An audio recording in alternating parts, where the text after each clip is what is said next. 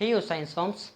आज की इस वीडियो में हम बात करेंगे ऑप्थेल्मोलॉजी के एक डिजीज कंडीशन केरेटाइटिस के बारे में कि केरेटाइटिस क्या होता है, किस तरीके से होता है, क्या क्या इसके इटियोलॉजिकल फैक्टर रहते हैं, क्या क्या इसके साइन और सिम्टम है, किस तरह से इसको मैनेज किया जाता है और इसके लिए स्पेसिफिक क्या क्या नर्सिंग डायग्नोसिस रहते हैं, उसके बारे में हम आज यहाँ पे बात करेंगे।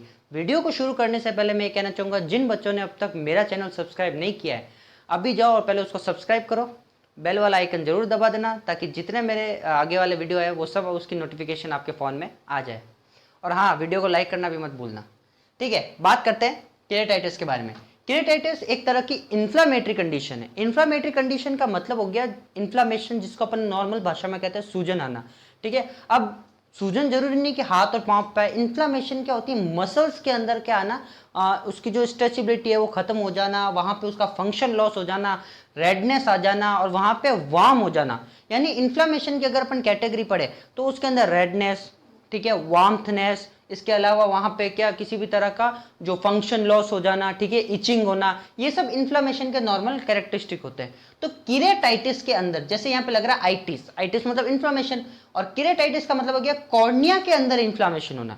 यानी कॉर्निया के अंदर जो आइस की कॉर्निया पाई जाती है उसके ऊपर अगर इन्फ्लामेशन होता है तो उसको बोलते हैं केरेटाइटिस। अब कुछ बच्चे पूछेंगे कॉर्निया क्या होता है, तो कॉर्निया एक तरह का क्लियर डोम शेप, डोम जैसे अपन जानते हैं कि डोम एक तरह का अपन बोलते हैं गुबंद, जो वो कहते हैं ना अपन गुबंद आकार का, यानी गोल आकार का। तो कॉर्निया एक तरह से गोल आकार का एक तरह का शेप का क्या होता है, टिश्यूज पाए जाते हैं। द क्लियर, एकदम साफ, ट्रांसपेरेंट, जिसके अपन आर पार देख सकते हैं। डोम शेप यानी गोल गुबंदाकार शेप टिश्यू पाया जाता है on the front of patients I, patient की आई के फ्रंट में। That covers the प्यूपिल and iris, जो कि क्या करता है, प्यूपिल और आइरिस को क्या करता है, कवर करता है। तो जो कॉर्निया है वो प्यूपिल और आइरिस को कवर करने का काम करता है। इसके अंदर अगर इन्फ्लामेशन हो जाती है तो उसको अपन कहते हैं केरेटाइटिस। ये ज्यादातर इंफेक्शन के साथ या फिर बिना इंफेक्शन के भी हो सकता है, लेकिन ज्यादातर यानी कि नॉर्मली ये हमेशा इन्फेक्शन के साथ ही होगा। कुछ एक रेयर कंडीशन में ये क्या हो जाता है, विदाउट इन्फेक्शन भी हो सकता है। अब बात करते हैं इसके कॉजेस की। तो मेन इसका कॉज रहता है इंजरी। जैसे कि कोई पेशेंट है, अगर मान लो वो अपने फिंगर्स को आइस के अंदर बार बार रब कर रहा है, ठीक है, कोई किसी तरह का स्मॉल ऑब्जेक्ट उसकी आंखों में चला गया, किसी तरह का इंसेक्ट आंखों में चला गया, उसके कारण अगर कॉर्निया पे इंजरी होगी, कॉर्निया पे अगर इंजरी होगी तो उसको क्या हो सकता है, केरेटाइटिस इन्फ्लामेशन हो सकता है। सेकंड इसका कॉज रहता है contaminated contact lenses.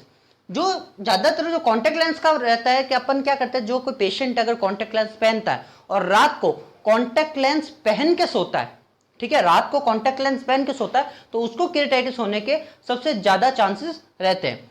Contact lens क्या करते हैं, इसके साथ एक वाटर भी आता है, जिसको वाटर के द्वारा उसको पहले साफ करके हाइजीन मेंटेन करके कॉन्टैक्ट लेंस को पहना जाता है। पर कुछ बच्चे क्या होते हैं कि उस इतना ध्यान नहीं रखते, कुछ पेशेंट इतना ध्यान नहीं रखते और वो क्या करते हैं, बिना उसको धोए बिना साफ किए क्या करते हैं, कॉन्टैक्ट लेंस से पहन लेते हैं।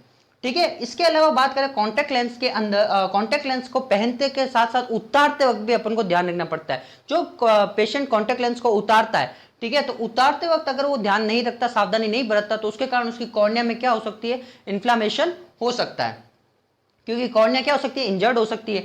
बात करते हैं वायरस की। तो वायरस में इसके पाया जाता है हर्पीस सिंप्लेक्स वायरस, जो नॉर्मली पाया जाता है हर्पीस सिंप्लेक्स वायरस। इसके अलावा अगर बात करें जो हर्पीस सिंप्लेक्स वायरस पाया जाता है तो एक नॉर्मल कॉज है, जिसके कारण क्या हो सकती है, इन्फ्लेमेशन हो सकती है, सूजन आ सकती है। अगर बात करें बैक्टीरिया की, तो बैक्टीरिया में गोनोरिया जो बैक्टीरिया पाया जाता है उसके कारण भी इसको इन्फ्लेमेशन के चांसेस ज्यादा रहते हैं।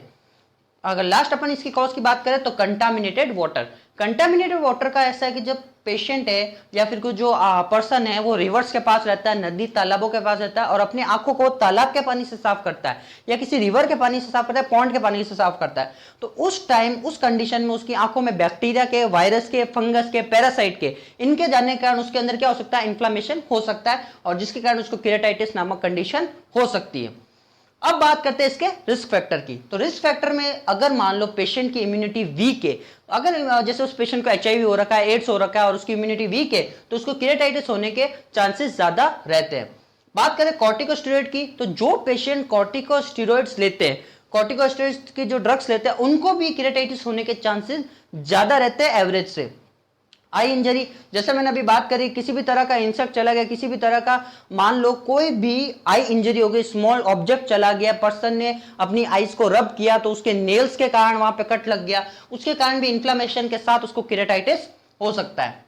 अब बात करते हैं इसके सिम्टम्स की। तो सिम्टम्स के अंदर अपन देखते हैं कि आई के अंदर क्या पाई जाएगी, रेडनेस पाई जाएगी। आई के अंदर क्या पाई जाएगी, रेडनेस पाई जाएगी। इसके अलावा आईज के ऊपर पेन पाया जाएगा, एक्सेसिव टीयर। अब इन्फ्लेमेशन हो रहा है तो ऑफ कोर्स उसके जो टीयर्स है वो क्या होंगे, ज्यादा निकलेंगे, तो आईज के साथ साथ एक्सेसिव टीयर निकलेंगे। साथ ही साथ डिफिकल्टी इन ओपनिंग, पर्सन को आंखें खोलने में क्या होगी, डिफिकल्टी होगी। इसके साथ साथ ब्लड विजन, यानी पर्सन को धुंधला दिखेगा, पर्सन को कोई भी ऑब्जेक्ट साफ नहीं दिखेगी, उसको क्या दिखेगी, धुंधली दिखेगी। इसके अलावा डिक्रीज्ड विजन, यानी उसका देखने का जो व्यू है, जो एंगल है, वो भी क्या हो जाएगा, कम, क्योंकि इन्फ्लामेशन हो रहा है तो वो अपना फंक्शन क्या करने लगेगी, लॉस करने लगेगी। इसके अलावा सेंसिटिविटी टू लाइट, यानी लाइट के प्रति उसकी सेंसिटिविटी क्या हो जाएगी, बिल्कुल कम हो जाएगी। पेशेंट क्या करेगा, लाइट के अंदर सही से देख नहीं पाएगा। बात करें feeling that something is in eye, उसको ऐसा बार बार लगेगा कि उसकी आंखों में कुछ है, उसकी आंखों में कोई छोटी चीज चली गई, कोई इंसेक्ट चला गया, कोई ऑब्जेक्ट चला गया, तो बार वो अपनी आंखों को क्या करेगा, रब करने की कोशिश करेगा, जिसके कारण फिर उसकी एक्सेसिव टीयरिंग होगी। ठीक है, तो ये थे आपका केराटाइटिस का नॉर्मल इंट्रोडक्शन, उसके कॉजेज, रिस्क फैक्टर और साइन एंड सिम्टम्स। तो इस तरीके से अपन केराटाइटिस के कॉज और साइन सिम्टम पढ़ते हैं। अब बात करेंगे अपन कॉम्प्लिकेशन के बारे में कि केराटाइटिस के अंदर क्या क्या कॉम्प्लिकेशन हो सकते हैं, किस कारणों से जो अपने केराटाइटिस है उसके कारण क्या क्या डिजीज कंडीशन हो सकती है। तो बात करते हैं कॉम्प्लिकेशन के अंदर। मेन कॉम्प्लिकेशन है chronic corneal inflammation and scarring, यानी कि क्रॉनिक लंबे समय तक उसको क्या रहेगा, कॉर्निया के अंदर इन्फ्लामेशन रहने के कारण स्कारिंग हो सकती है। स्कारिंग का मतलब होता है स्कार का बन जाना। स्कार का मतलब हो गया चोट जब लगती है अपन को, कोई घाव बनता है तो उसके ऊपर जो निशान बन जाते हैं उसको बोलते हैं स्कारिंग। तो केराटाइटिस के अंदर अगर मान लो कोई इंजरी हो चुकी है तो वहां पे क्या हो जाएगा, स्कार का फॉर्मेशन हो जाएगा, तो उसको बोलते हैं chronic corneal inflammation and scarring, जो कि मेन कॉम्प्लिकेशन है किसका, केराटाइटिस का। सेकंड कॉम्प्लिकेशन की बात करें, क्रॉनिक रीअकरेंट वायरल इंफेक्शन, यानी बार बार उसको वायरल इंफेक्शन होने के कारण पेशेंट का कॉर्निया क्या होगा, बार बार इन्फ्लाम्ड होगा। बात करें थर्ड कॉम्प्लिकेशन, ओपन सोर ऑन पेशेंट्स कॉर्निया, पेशेंट के कॉर्निया के ऊपर सोर, घाव बनने लग जाएंगे, जिसको अपन बोलेंगे कॉर्नियल अल्सर। अल्सर का मतलब होता है सोर बन जाना, घाव बन जाना, यानी अपनी स्किन का अपनी जगह छोड़ देना। उसी तरह पेशेंट के कॉर्निया के ऊपर क्या बन जाएंगे, सोर्स बन जाएंगे। बात करते हैं चौथे कॉम्प्लिकेशन की, टेम्पररी या permanent reduction in patients vision, patient के दृष्टिकोण के अंदर क्या होगा, टेम्पररी यानी थोड़े समय के लिए, या परमानेंट लंबे समय के लिए क्या हो जाएगा, बिल्कुल ही विजन लॉस हो जाएगा, यानी उसको दृष्टि सही से नहीं आएगी, उसको किसी भी तरह की चीज का यानी किसी भी वस्तु का आभास सही से नहीं होगा, वो किसी भी वस्तु को सही से देख नहीं पाएगा, थोड़े समय के लिए या परमानेंटली। उसका लास्ट कॉम्प्लिकेशन है ब्लाइंडनेस, यानी अगर केराटाइटिस लंबे समय तक रहता है तो पेशेंट को ब्लाइंडनेस होने के चांस भी रहते हैं। अब बात करते हैं अपन इसके प्रिवेंशन की। तो प्रिवेंशन केराटाइटिस का हमेशा मेन मैनेजमेंट प्रिवेंशन ही रहा है, क्योंकि अगर आप पेशेंट को केराटाइटिस होने से बचा लेते हो तो इस तरह के किसी भी कॉम्प्लिकेशन को उसको प्रॉब्लम नहीं होगी। बात करते हैं पहले प्रिवेंशन की, तो caring of patient contact lens, contact lens को पहनना और उसको किस तरह से यूज करना है वो अपन को पेशेंट को सिखाना चाहिए, क्योंकि ये केराटाइटिस का मेन कॉज भी होता है और इसके कारण कई बार केराटाइटिस होने के चांस भी रहते हैं। कॉन्टैक्ट लेंस को पहनते जो यूज करते हैं उसको 3 से 4 बातों का हमेशा याद में रखना चाहिए। पहली बात, जब आप कॉन्टैक्ट लेंस पहनते हो तो उसको सही से वॉश करना चाहिए और फिर यूज करना चाहिए, ताकि किसी भी तरह का बैक्टीरिया का वहां पे क्या जमाव ना हो और उसके कारण किसी भी तरह का इन्फेक्शन या इन्फ्लामेशन ना हो। दूसरी बात, जब आप कॉन्टैक्ट लेंस को उतारते हो तो उतारते वक्त भी उसको सावधानी बरतनी चाहिए ताकि वहां पे किसी तरह की चोट ना लगे, और उसको सही से स्टोर करना चाहिए ताकि वहां पे माइक्रो ऑर्गेनिज्म की ग्रोथ ना हो। तीसरी बात, लॉन्ग टाइम तक एक ही कॉन्टैक्ट लेंस का यूज नहीं करना चाहिए, आपको बार बार डॉक्टर को दिखा के यूज करना चाहिए। और जो लोग फैशनेबल कॉन्टैक्ट लेंस का यूज करते हैं उनको भी केराटाइटिस होने के चांसेस ज्यादा रहते हैं, क्योंकि वो अलग अलग तरह के कॉन्टैक्ट लेंसों का प्रयोग करते हैं। और इसी के साथ साथ आपको रात को सोते समय कॉन्टैक्ट लेंस का प्रयोग नहीं करना चाहिए, क्योंकि अगर आप रात को सोते समय कॉन्टैक्ट लेंस का प्रयोग करते हैं तो उसके कारण भी वहां पे घाव बनने के चांस रहते हैं और कॉर्नियल अल्सर होने के चांस रहते हैं, जो कभी ठीक नहीं हो पाता है विदाउट सर्जरी। अगर बात करें, ये मेन प्रिवेंशन है कि आपको हमेशा पेशेंट को कॉन्टैक्ट लेंस का यूज सिखाना है, किस तरह से उसको यूज करना है, जो ज्यादातर बच्चों को सिखाना चाहिए, क्योंकि कुछ बच्चे जल्दी अपनी 18 साल की उम्र से भी कम उम्र में भी कॉन्टैक्ट लेंस पहनना स्टार्ट कर देते हैं और उनको इस तरह से हाइजीन मेंटेन करना नहीं आता है, तो उनको कॉन्टैक्ट लेंस का सही प्रयोग बताना चाहिए। दूसरा प्रिवेंशन हाइजीन मेंटेन का, पेशेंट का हाइजीन हमेशा मेंटेन रखना चाहिए। कैसे कि पेशेंट को अपने हैंड वॉश बार बार उसके हैंड वॉश करवाना चाहिए, उसका हैंड वॉश का तरीका सिखाना चाहिए, ताकि हैंड के अगर इन्फेक्टेड हो पेशेंट के तो उसके कारण वो अपनी जब आंख रब करे या आइस को रब करे तो वहां पे इन्फेक्शन ना चला जाए और पेशेंट को केराटाइटिस ना हो, इसलिए उसको हैंड वॉश सिखाए। साथ ही साथ उसका एनवायरमेंट पूरा मेंटेन रखे, उसको सेफ हाइजीन मेंटेन करना सिखाए। जो वाटर वो आइस को साफ करने के लिए यूज कर रहा है वो पॉन्ड का नहीं होना चाहिए, तालाबों का नहीं होना चाहिए, एकदम साफ होना चाहिए ताकि आंखों के अंदर किसी भी तरह का इन्फेक्शन ना हो। इसके अलावा लास्ट प्रिवेंशन की अगर बात करें, प्रिवेंटिंग वायरल आउटब्रेक, जिस तरह आजकल कोरोना का भी आउटब्रेक चल रहा है, यानी कि किसी भी एक डिजीज कंडीशन का एक कम्युनिटी के अंदर, एक देश के अंदर फैलना, उस आउटब्रेक को रोकना चाहिए। जैसे कि अगर आपके पास 3 से 4 जने पेशेंट सेम ही डिजीज कंडीशन लेके आ रहे हैं तो आपको उस कम्युनिटी में पता करना है कौन सा ऐसा बैक्टीरिया है जो इन सबको क्या कर रहा है, कॉज कर रहा है। साथ ही साथ आपको उस चीज को दूर भी करना है कि ऐसा कौन सा कॉज है, ऐसा कौन सा रिस्क फैक्टर है जिनको हम दूर ले लें तो पेशेंट्स को केराटाइटिस नहीं होगा, क्योंकि केराटाइटिस क्या इन्फेक्टिव डिजीज है और वो एक से दूसरे में फैल सकती है। तो आपको पेशेंट का प्रॉपर हाइजीन भी मेंटेन करना है और प्रॉपर उसको सेफ नीड भी सिखानी है, उसको एजुकेट करना और उसकी डिजीज कंडीशन को भी सुधारना है। अब बात करते हैं अपन इसके डायग्नोसिस की। तो डायग्नोसिस के अंदर जैसे आप नॉर्मली फिजिकल एग्जामिनेशन द्वारा, पेशेंट की हिस्ट्री कलेक्शन द्वारा, ठीक है, पेशेंट के एनवायरमेंटल के टीचिंग द्वारा, स्टेटस द्वारा, उसका इकोनॉमिकल स्टेटस देख के अपन बता सकते हैं कि पेशेंट को इन्फेक्शन होने के चांस है या नहीं। पर कंफर्मेटरी डायग्नोसिस जो है, यानी फिक्स डायग्नोसिस जो कंफर्म करेंगे वो ये 4 है। सबसे पहला आई एग्जामिनेशन। डॉक्टर जब भी आई एग्जामिनेशन करेगा पेशेंट का तो वो ये देख के बता सकता है कि पेशेंट का इन्फ्लामेशन है या नहीं है, किस तरह की इन्फ्लामेशन है और उस इन्फ्लामेशन को कितना टाइम हुआ और किस कारण से हुई है। तो आई एग्जामिनेशन द्वारा हम बता सकते हैं कि पेशेंट को इन्फेक्शन या इन्फ्लामेशन है या नहीं है। दूसरा इसका पेनलाइट एग्जाम। जैसा कि आप डायग्राम में देख सकते हैं कि पेनलाइट एग्जाम एक तरह का ऐसा एग्जाम है जिसके अंदर एक डॉक्टर पेन लाइट यानी एक लाइट द्वारा आंखों पर उसका लाइट का प्रकाश डाल के ये देखता है कि उसकी प्यूपिल जो है वो बराबर डायलेट और कॉन्स्ट्रिक्ट हो रही है या नहीं हो रही है।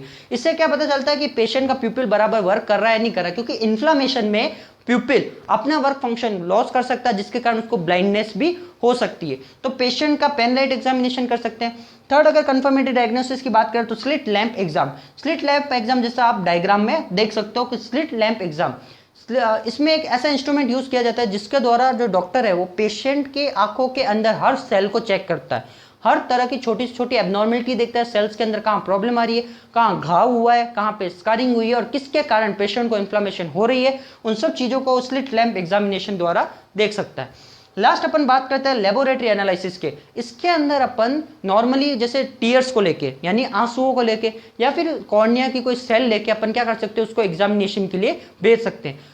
टीयर्स के द्वारा हमको ये पता चलेगा कि पेशेंट किसको कौन सा बैक्टीरिया लगा, कौन सा वायरस के कारण हुआ है, किस तरह का फंगस पैरासाइट क्या है और उसमें किस तरह की एबनॉर्मलिटी आ रही है आंसुओं के एग्जामिनेशन द्वारा। और सेल के एग्जामिनेशन द्वारा अपन ये देख सकते हैं कि कितना डिग्री का घाव हुआ है, किस तरह की एबनॉर्मलिटी है, सेल ने अपना फंक्शन लॉस किया है तो क्यों किया है, तो वो अपन किससे सेल एग्जामिनेशन द्वारा दे सकते हैं। ये नॉर्मल लेबोरेटरी एनालिसिस था।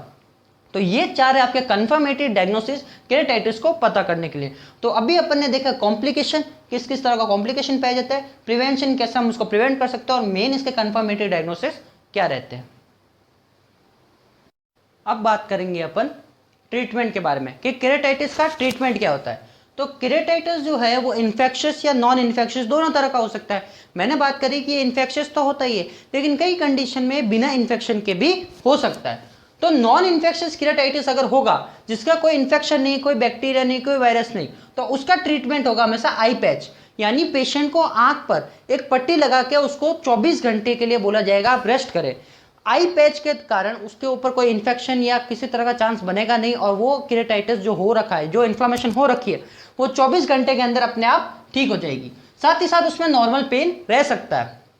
बात करें इन्फेक्शियस केराटाइटिस की, तो अगर बैक्टीरियल केराटाइटिस हुआ यानी बैक्टीरियल कॉज है तो उसको ओरल एंटीबायोटिक देंगे या फिर आई ड्रॉप्स देंगे जिसके कारण उसका केराटाइटिस ठीक हो सके। फंगल केराटाइटिस हुआ है तो एंटी फंगल आई ड्रॉप्स देंगे और अगर वायरल केराटाइटिस है तो एंटी वायरल आई ड्रॉप। साथ ही साथ अपन हमेशा आर्टिफिशियल टीयर भी देते हैं, क्योंकि आर्टिफिशियल टीयर जो वायरस है वो हमेशा उसके क्या करता है, टीयरिंग में प्रॉब्लम क्रिएट करता है, इसके कारण उसको आर्टिफिशियल टीयर देना यहाँ पे जरूरी है। एकेंथबिया केराटाइटिस अगर होता है, एकेंथ अमीबिया यानी अमीबिया जो कॉज है एकेंथ, ये एक तरह का पैरासाइट है, एक तरह का पैरासाइट है केराटाइटिस का, जिसमें टाइनी पैरासाइट क्या होता है, एकेंथ अमीब नामक पैरासाइट जो होता है वो आंखों के अंदर जाके वहां पे इंजरी करता है, जिसका कोई मेडिकल उपचार नहीं है। इसलिए इसका हमेशा कॉर्नियल ट्रांसप्लांट ही एकमात्र उपचार रहता है। इसको बोलते हैं एकैंथ अमीबिक केराटिटिस। बात करते हैं इसके डायग्नोसिस की, तो इसमें किस किस डायग्नोसिस का आपको ध्यान रखना पड़ता है। तो पहला डायग्नोसिस यहाँ पे जो रहेगा वो फियर और एंजाइटी, यानी उस पेशेंट को फियर रहेगा, साथ ही साथ उस पेशेंट को क्या रहेगी, एंजाइटी रहेगी, जिसके कारण वहां पे सेंसरी इंपेयरमेंट रहेगा और उसके कारण वो क्या होगा, उसके अंदर लेक ऑफ अंडरस्टैंडिंग आएगी, जो इसका पहला डायग्नोसिस होगा पेशेंट का। दूसरा डायग्नोसिस का रहेगा एक्यूट पेन, उसको पेन होगा रिलेटेड टू ट्रॉमा के कारण या फिर इंक्रीज्ड आईओपी के कारण। तीसरा इसमें आ जाता है रिस्क ऑफ सेल्फ केयर, यानी पेशेंट का जो सेल्फ केयर है, यानी कि वो पेशेंट क्या करेगा, खुद की केयर नहीं कर पाएगा, जिसके उसका कारण रहेगा इंपेयर्ड विजन, क्योंकि उसका विजन क्या हो रखा है, इंपेयर्ड हो रखा है, इसलिए वो क्या करेगा, खुद की केयर नहीं कर पाएगा।